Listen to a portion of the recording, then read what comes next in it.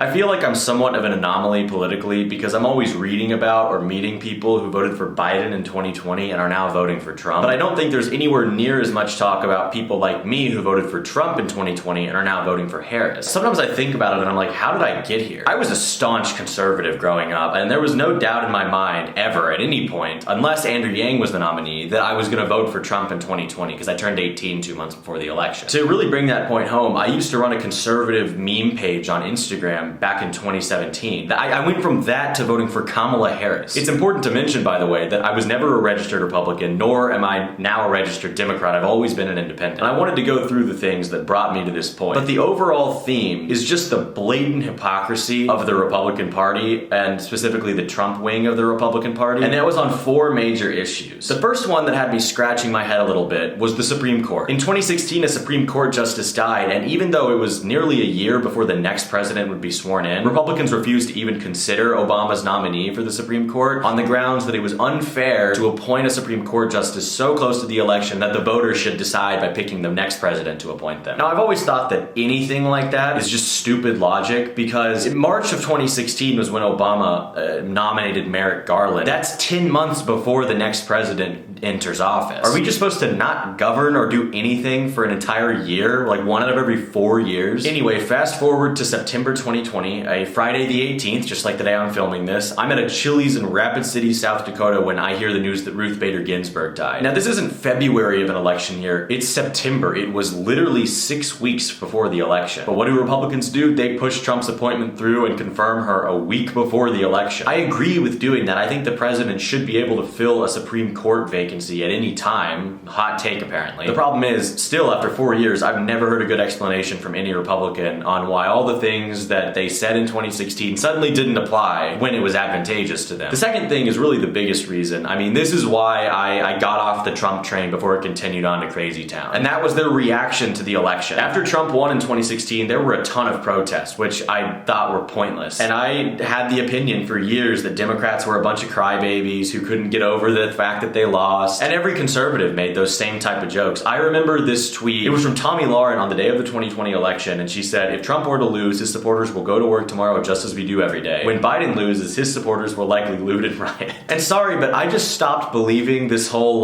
mentality that, oh, we're mature and we have jobs to go to and we're not crybabies, when, they made fun of Democrats for a few days of protests after Trump won in 2016, when these people literally have not been living in reality for the last 4 years. And I'm not just talking about January 6th. That's only one aspect of it, the fact that they made fun of people for rioting and then did it themselves, but at the Capitol. It was also because they relentlessly mocked any Democrat who would even so much as question the election in 2016, for example, the Russia collusion story, which, by the way, nobody tried to overturn the election. No one prominent tried to challenge the results of the election. No one prominent was saying the election was stolen. So all of it was constantly made fun of by conservatives, only for them to do it 100 times over when Trump lost. If you had asked a Democratic senator or representative or governor in 2020 if Hillary Clinton lost, they all would have said yes. But now all these pathetic Trump lackeys will go on TV. I just saw Tom Cotton do this the other day. They can't answer whether Trump lost, and it's because they know he did, but they can't say it because they'll offend his voters who actually think it was stolen. I'll say this, I feel like I have a special insight into how conservatives think, and it influences my opinion because I used to be super conservative, and also on this issue because I did, for a few hours, believe the whole okay, maybe something suspicious is going on here. Just because, and this is how it started, I went to bed and Trump was leading in the swing states, and I woke up and suddenly Biden was leading. Which, to a person who has no logical reasoning skills whatsoever, is oh my god, this is a smoking gun! And I was still in high school at the time. I wouldn't consider myself then anywhere near as knowledgeable about politics or in general smart as I am now, because you're supposed to learn, at any 4-year point in your life, you're supposed to have learned a lot. So I just don't get how people like that just go through life believing this nonsense. I could do a whole separate video on all of the evidence for why the 2020 election wasn't stolen, because it is overwhelming to me, and I don't know how anybody can look at all of that and still not believe it just because of what one guy says. It feels like a cult to me, and I'm tired of people not telling it like it is. Trumpism is a cult, MAGA is a cult, and it is centered around a guy who is very, very mentally ill. I don't know why people don't say that, but I think that it was like, it went from being, okay, like let's bring in the outsider businessman who's like kind of funny and like, you know, pushes back against the media and kind of expresses people's frustrations in a way that we haven't seen from a political figure. Like it was kind of fun for the first 5 years, and then a total mess where that's brainwashed tens of millions of people. Okay, moving on to the third thing, which is immigration. This is pretty cut and simple. Now, up until earlier this year, I, for the most part, agreed with Republicans on immigration. And I'm not talking about like all this tough guy talk, like, oh, shoot him stone cold dead, like DeSantis would say, or this whole build the wall stuff. More like, I don't think Biden did a great job with the border. I think it's hard to deny that. Now, fast forward to earlier this year, when a bill written by a staunchly Republican senator from Oklahoma that would have been the toughest immigration bill in a generation looks like it's actually going to get a vote, and then Trump calls up Republican senators and is like, don't vote for it. You can't give Biden a win in an election year. And of course, as any argument with a Trump supporter goes, they won't address that. They'll just deflect to saying, oh, but why did Biden only want to do this, pass this bill in an election year? Now, I understand that was also for the purpose of scoring political points, but it still would have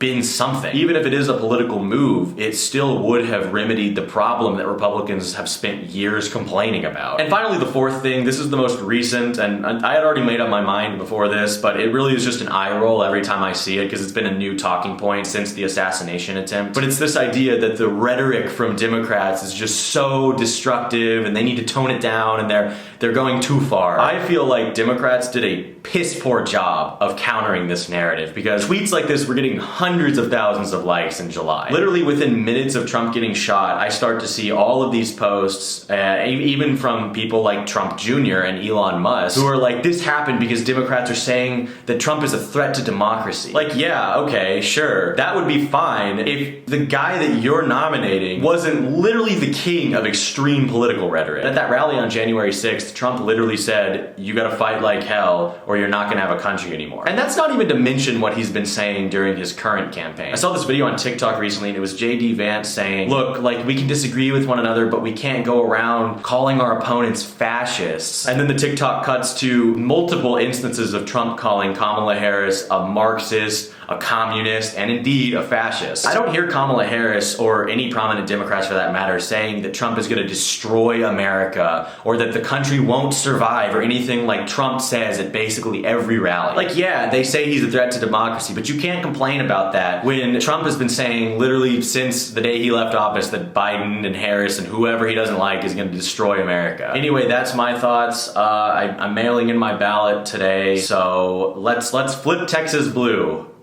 That's not gonna happen, but we can dream. You'd better hope not, honestly, because if Texas did flip, I think that would lead to a constitutional crisis. But yeah, those are some of the things that turn me away from not necessarily the Republican Party, but from Trump and MAGA and all that. I'm interested to see what you guys think, so comment down below and let me know what else you think I should talk about.